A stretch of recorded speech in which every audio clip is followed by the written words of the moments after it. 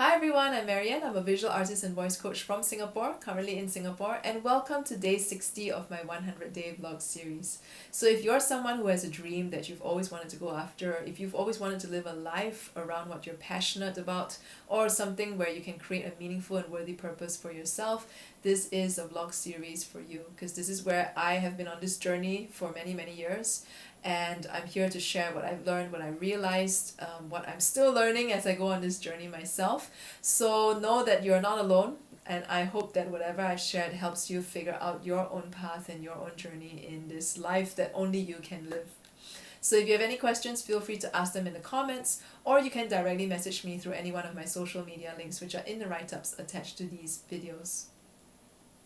So the past couple of days I shared about how when it comes to our dream, we want to start taking action on it now. And the best way to take action on that dream now is to turn that, not so, that still kind of vague form of that dream. You want to turn it into something that is very specific, something that is measurable, attainable, relevant, and time-bound. And the way that we do that is to create a project around it, okay? And project usually can last for a few months. It can be in different stages, and the best, I think, is always a month-long project. If you have a new project every month, and every week you have different milestones to get to the end point at the end of the month, I think that is one of the best ways to really go about starting to take action on that dream of yours. And yes, it's a process of trial and error to figure out what is the right kind of project for you to take. But it's only when we really start taking action, when we start going on that journey and going through that process of selecting your project and shaping it and crafting it and executing it and completing it, only when we've done that many times over that we can start to figure out what really works for us and what doesn't, what truly resonates with you and what doesn't, what really excites you, what is challenging enough for you to keep going, or what is just, too simple and too boring that you're not even going to be interested in pursuing it. So a lot of it is really just going on this journey and figuring out different data as you go along.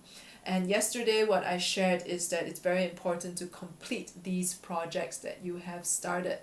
So if you have a month-long project that is around taking action on your dream and starting to take action towards that bigger dream that you have, it's really important to finish it, because it's only when we finish it that we gather enough data about ourselves and how can we improve on the system that we create to handle our next project. Which brings me to what I want to share about today, which is about completing your creative projects. Okay, because I talk about project in the context of your dream, it's really more like taking action towards your dream. But sometimes that would come in the form of you completing a creative project. And creative projects, I would say, are a little bit tricky, because sometimes it's just not the right time for it to be further developed yet. And there are many artists whose creative projects and artistic projects stretch out over a long period of time, or authors who have taken 20 years to complete a book. And not because they only spend that 20 years writing that one book, but they have probably published many other books in between. It's just that particular book took 20 years to complete. So creative projects are a little bit more dynamic in that sense. They're a little bit more unpredictable. And sometimes it's because you go through a certain journey in your life that allows you to have a deeper insight, or to feel that, okay, I want to return to this creative project and continue working on it. So from my own experience as an artist as well, I have started many creative projects, and I have completed not all of them, obviously. So there are some creative projects that after a while I kind of no longer am inspired by the idea, or maybe sometimes it was too intellectual to begin with, and then after a while I wasn't really connected to it anymore, and I have put it aside. One project that I've been still struggling to work on is writing a book about my first solo exhibition. So this is something that I started in 2015, where I wanted to share my experiences of organizing my first solo exhibition. And at that point in time, the form of the book was about sharing how to, it was like a how-to book of how to do your first solo exhibition. And somehow as I was writing it, it just never felt right. I just didn't, and then the more I wrote it, the more it just kind of became something else altogether, and then I really got frustrated and I kind of left it alone for a good few number of years. And this year I decided to tackle it again, So this year I had more clarity about what I wanted to write about, and it was more about how to pursue your dream and using my first solo exhibition experience as an example of how I did that with my big artist dream. So what I did this year was I wanted to complete this book. Okay, I wanted to just get it done, right? And I had a 4-month time frame where I decided that I wanted to finish this book. So in the first month, I rewrote the entire first draft, okay? And it was really challenging. Every single day I worked on it for about an hour, and finally I completed that first draft. And then the second month came, and then I started to work on the second draft, and I went back to the beginning of this book and looked it over again. But I struggled so much. Like, there were days where that hour where I would sit in front of the computer looking at my text of this book, and I just couldn't for the life of me figure out what to do with it. And after about 2 weeks plus of spending an hour every day just trying to write the second draft and not really getting anywhere, not making any progress, I decided that, you know what, maybe it's just not the right time to do this project right now. And I've already completed the first draft, so at least that's something that is done there. And in the meantime, there were other projects that were kind of calling for my attention, where the inspiration was really strong, and that was my animation project, which I just finished a couple of weeks ago. So sometimes with creative projects, it's a little bit hard to determine whether it is the right time to complete it right now.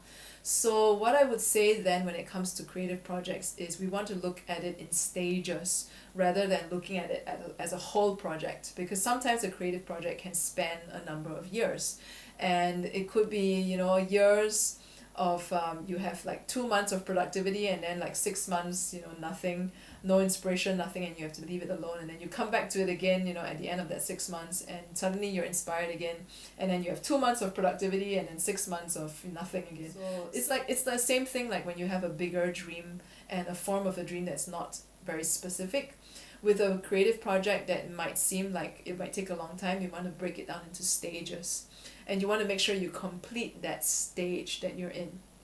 So like with a book, you want to complete that first draft. Like, you may not be able to complete that book over 2 months like you had planned, but at least you complete the first draft.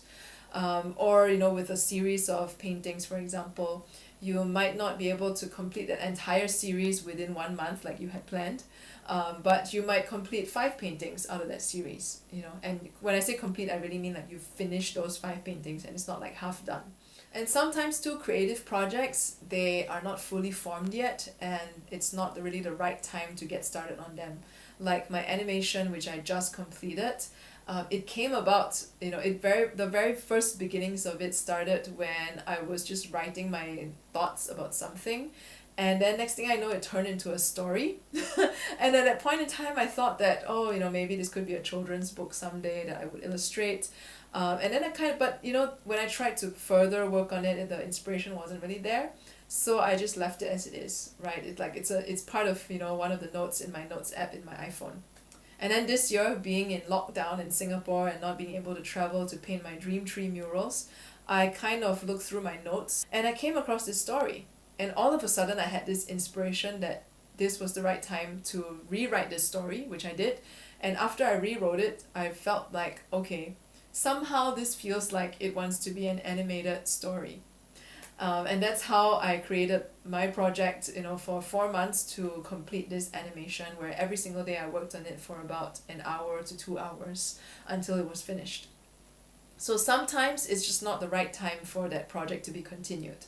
But at the very least, you want to complete that stage of the project that it's in.